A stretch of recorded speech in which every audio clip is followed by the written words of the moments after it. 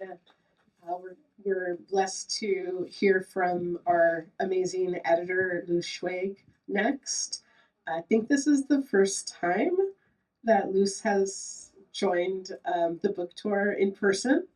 But Luz has certainly been the person that has had the vision to curate such a collection that has been way overdue. I think that our Chicana universe has been waiting for something like this for a long time. I know I have. And Luz is the person to cast that into the world. And I think all of us are very, very grateful for that. So, and Luz is also an amazing writer in her own right. So we're going to hear from Luz now. Welcome to the mic, Luz.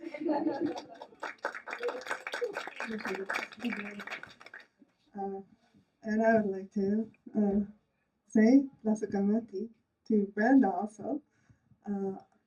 The most unstoppable, amazing, magical publisher, all Chicana run, based in LA, Riot Roses, through which this anthology was published. And I especially wanted to pick her press. Like she said, it's an indie press.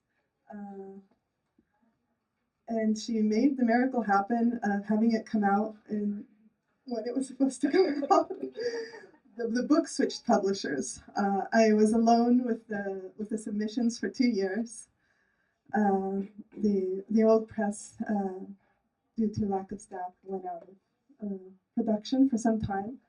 But it's to have the poems on paper and develop a relationship with them and each of the poets over 2 years, only to now be here and hear them all, bring them to life, really, hasta se me puso la piel chinita, because it's really so moving to me, and I admire them so much. I'm so grateful that they're bringing their voices out, and this is really what's inspiring me today to share some of my own poetry.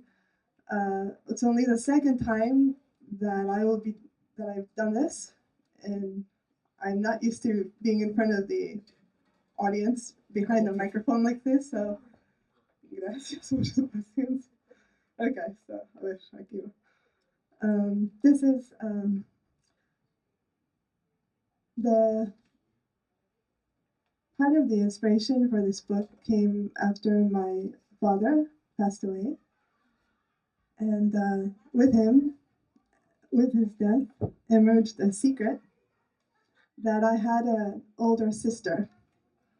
Entonces, this is about hermanas, and yeah. Okay. So anyway, this is a poem to my papa. Confetti.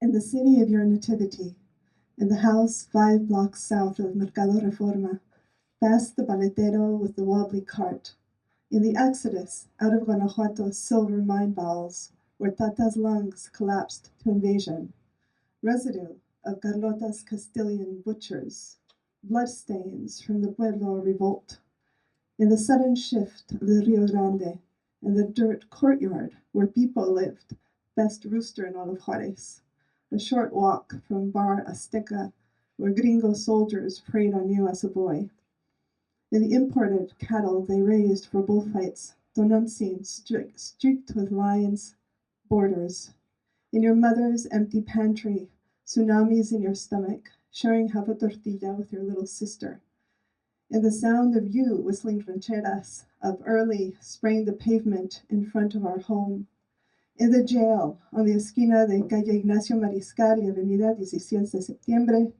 where you first worked as janitor, big dreams brewing in your head, and in that other desert where your firstborn daughter now lives, observing monarchs migrating across highways. So many of them, she texts, they turn to confetti when I drive into them. In the place where saguaros graze stars, in all those places and more, exists that vast terra incognita between who you were and who I am, moving at such fierce speed it outruns your ghost. scattering orange paper wings everywhere, almost festively.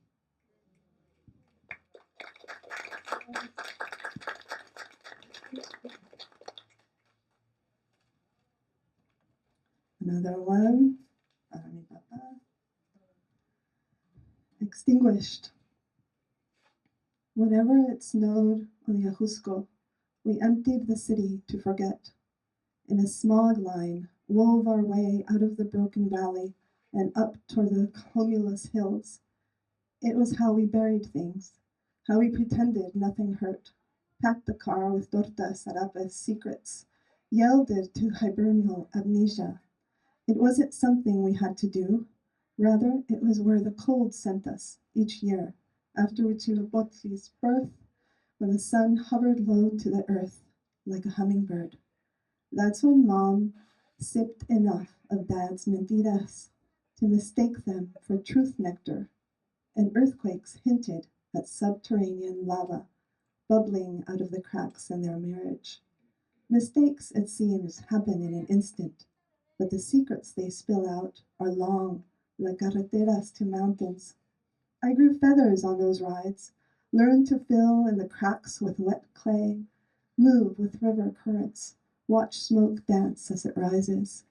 So when Dad took his last breath, many snows later, and 50-year-old secrets exhaled out, I already knew how to match my own breathing to the breath of the mountain, whisper my way through pines, roll down pastures like morning fog, into the twinkling metropolis below, just a little glimmer in the distance against the dark advent of our escape, hissing embers giving rise to the opaque smoke that was my father.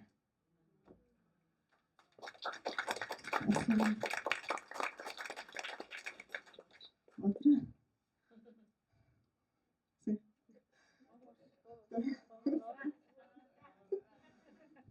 Más del papá, síguele. Aquí está su historia. Bueno. The Whistling Heart. Remarkably, we still usher in spring, after invasion and bloodshed and homes abandoned helter-skelter.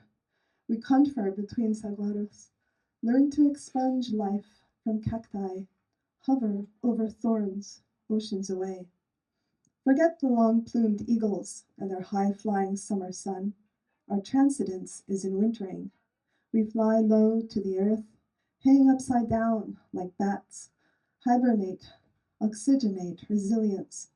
The human heart is an inky cavern, a scratched record replaying familiar Exodus songs as chambers empty like cities, era after era. The left ventricle receives, the right contracts, spilling out refugees all aflutter, zooming in red-breasted, zooming out blue. The clear sky opening up ahead. Here, we share maps to escape routes, learn how to let go, decorate the stratosphere with the hum of wings. For tomorrow, we'll build new nests, populate them with eggs, let life enter us again in tiny sips, nectar all around, ad infinitum.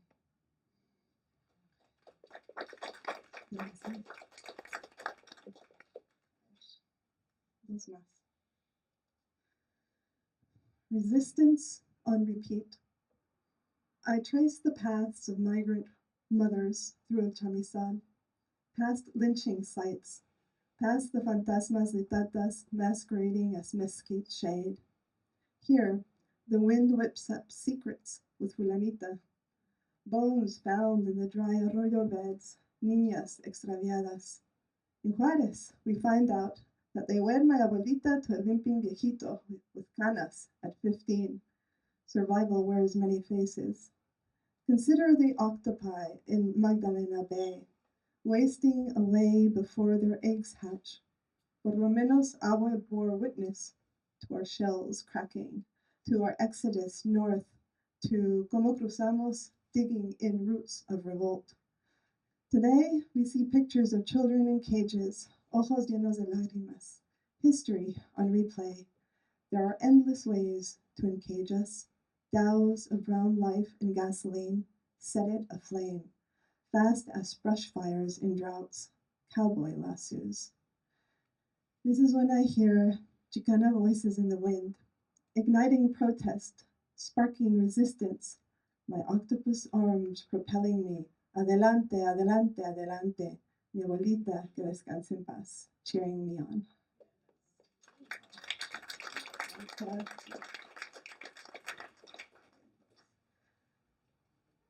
Estoy leyendo tantas. Pero dos más. Almost there. Okay.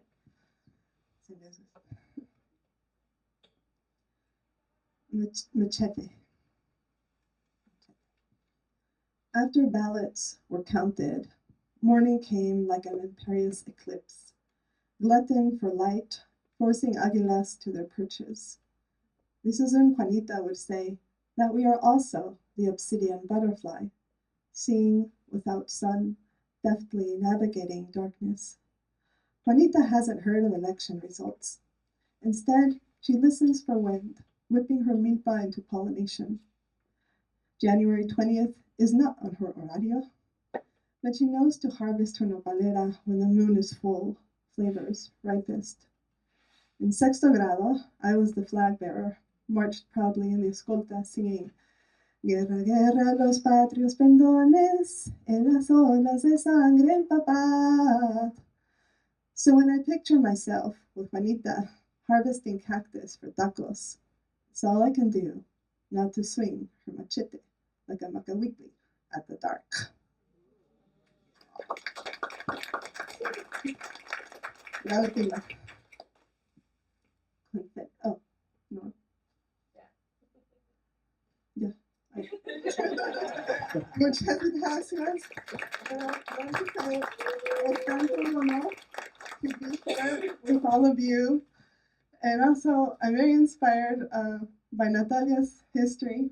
Maybe many of you don't know, she's one of the grandes mujeres del movimiento.